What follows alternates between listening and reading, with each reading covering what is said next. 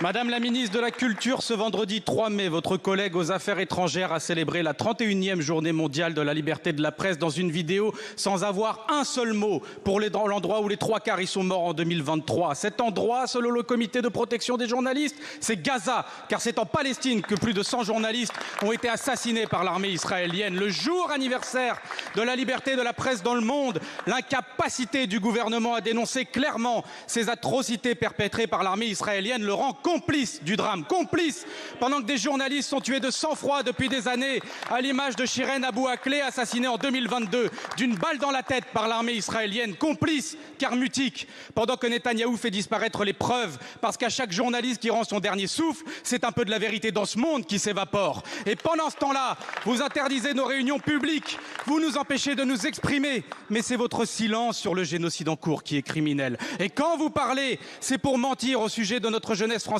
qui se mobilise en faisant passer pour un appel au meurtre ce qui n'est rien d'autre qu'un appel au secours.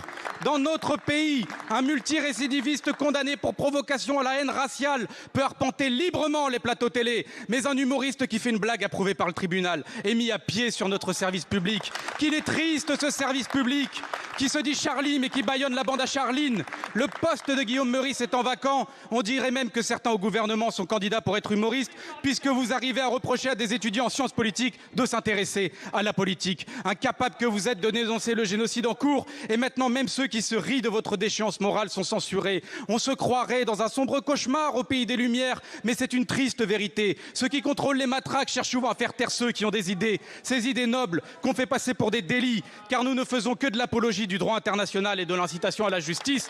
Et il faudrait désormais s'excuser de faire sourire les gens qui ont envie de pleurer de votre passivité. Madame la ministre, si vous vous sentez menacée par des blagues, c'est que c'est peut-être vous la menace. Quand allez-vous faire respecter la liberté de la presse et la liberté d'expression en France? Je vous remercie. La parole